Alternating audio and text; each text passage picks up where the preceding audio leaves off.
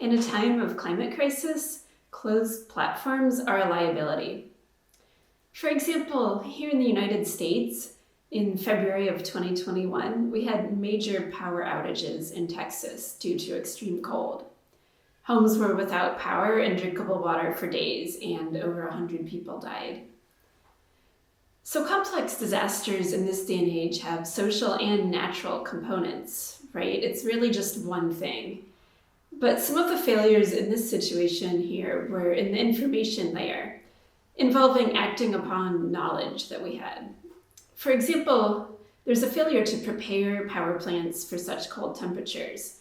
None of the energy sources, from natural gas power plants to wind turbines, were adequately winterized. Another failure was that people received extreme bills because of the way their energy was priced.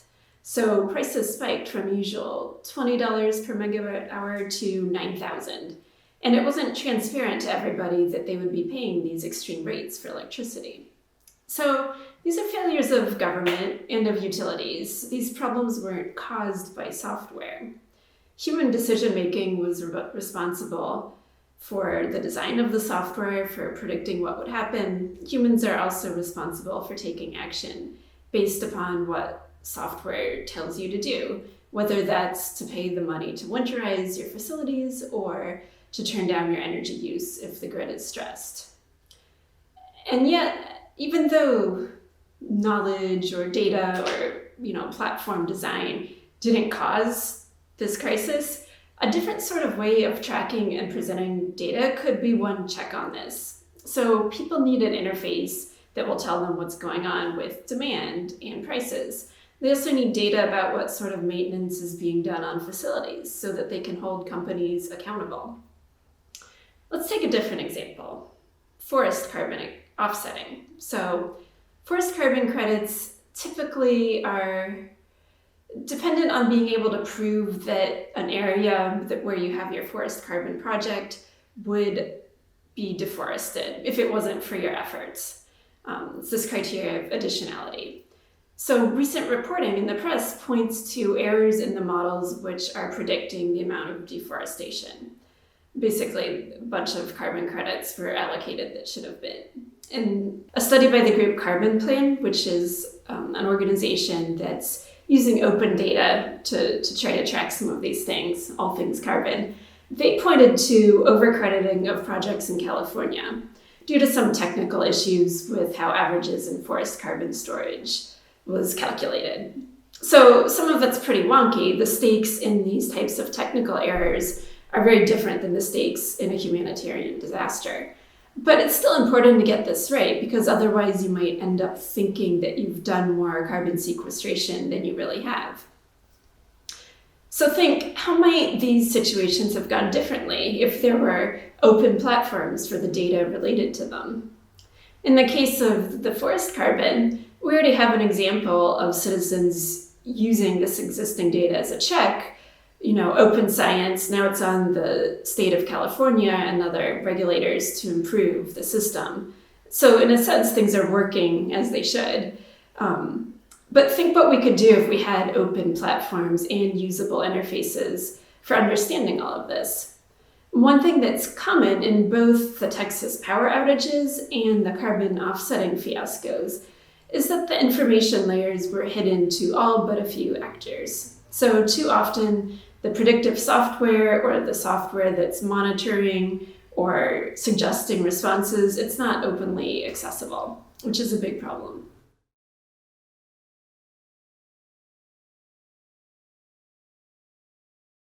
Net zero at its best is the dream of a world in balance. Net zero means that some amount of positive emissions are balanced by some amount of carbon removals. So you need a digital layer to enable first monitoring of those continuing residual emissions. For example, fugitive emissions from fossil fuel production comprise nearly 6% of global greenhouse gas emissions, and that includes flaring. So that's just, stuff that's escaping. These emissions should be governable, but they're not adequately being governed, which is why some organizations have sponsored satellite monitoring of this kind of stuff. So you need to be able to monitor emissions, but also carbon removals. both in terms of geologic carbon sequestration and biological carbon removal in forests, soils, or oceans. And then you also need a digital infrastructure to enable mitigation itself. So charging of electric vehicles, distributed energy resources, virtual power plants for grid balancing, an information layer is critical for decarbonization too. And finally, computing is going to be important in planning the phase out of fossil fuels, because you don't want to retire power plants and other things without having replacements online. It's a very delicate, synchronous dance, really, of phasing out, ramping up, and computing is necessary for all of that. So all of the data that goes into this net zero transition will be hosted on platforms, exchanged on platforms, communicated on platforms. Platform is a fuzzy term. It has, the suggestion of being a service, but it also can be a shorthand for companies providing that service. There's obviously big tech platforms that we're familiar with: Google, Amazon, YouTube, Facebook. But there's also smaller, more specific platforms for carbon accounting, as well as ecological data, platforms for exchanging in finance, platforms for planning and visualizing scenarios. Some of those will be designed by the big tech companies like Microsoft or Google, the planetary computer, AI for Earth, these kinds of things. But other platforms are currently in climate tech startups.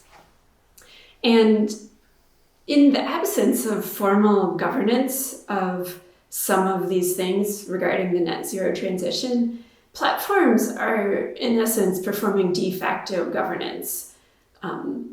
By that I mean the ways in which the platforms are monitoring their architecture, their design, is conditioning some of the outcomes.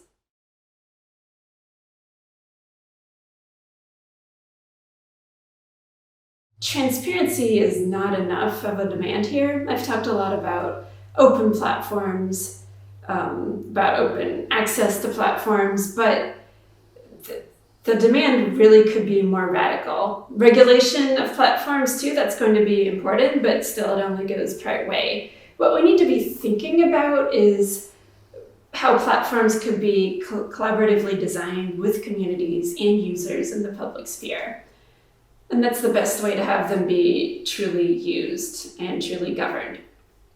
And all of that is pretty far from where we are now, but there's been some moves in that direction. So for example, Los Angeles wanted to think about what a 100% renewable energy system would look like. So the Los Angeles Department of Water and Power partnered with NREL, the National Renewable Energy Laboratory, for a study called the LA 100 study. But this study was special because it had an advisory group of civil society organizations that guided the study. They met quarterly for several years. They figured out how to orient the study for what people in their communities would want to know. And so now the results are open. They've built a data viewer so anybody can explore these scenarios. But it's not just that they have this cool tool. It's that they incorporated community questions, values, and visions into the analysis that they were doing. So that's one step in the right direction. Platform governance is a political demand that climate advocates can make for open platforms and public infrastructure that's collaboratively shaped. It takes more time and more funding, but it's a demand that companies should push for, actually, and developers and governments should grant, because it's in everybody's interest. It's the only way there's going to be enough trust in climate action. People need to be able to trust governments, companies, and more when they say they're reducing emissions or that they're removing carbon. Trust is what makes this whole thing work. They also need the tools to understand the scope and nature of the problem if they want to support action on it.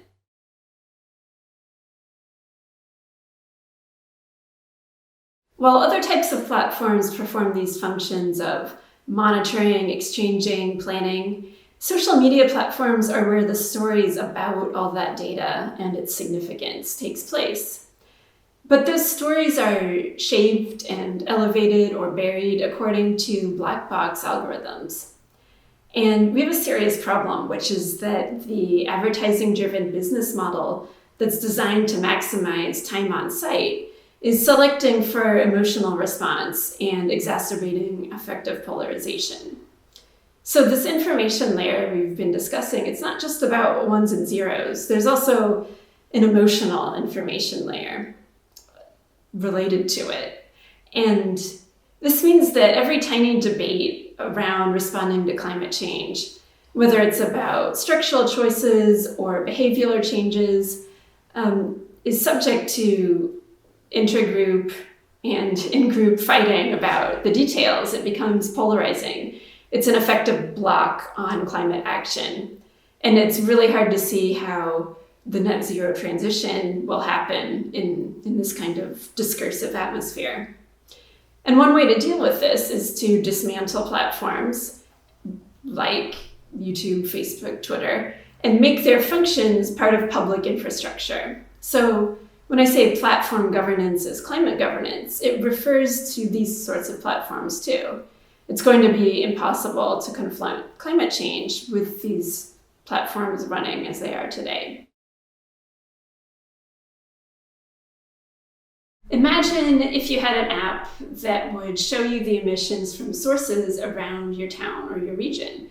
You could use social pressure on particular emitters then.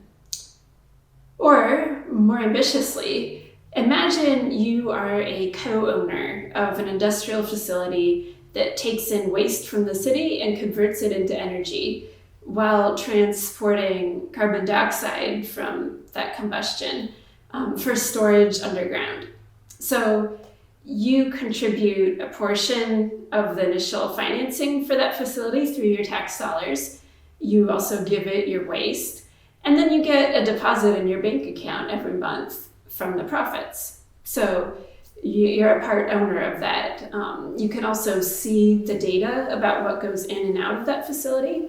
You can track the levels of other types of emissions, so air quality, monitor the health impacts from this facility, and you trust that it's really removing carbon and that it has the proper equipment for dealing with air pollution from that plant. Or imagine that you helped design a program that could show you how much carbon could be stored in your town's forests and community gardens. And you could also visualize alternative choices for the planting, the management of that land. The data that you've helped collect with that is what makes the program work. And so when your town goes to apply for carbon credits for that carbon storage service, you get a small part of that for your contribution.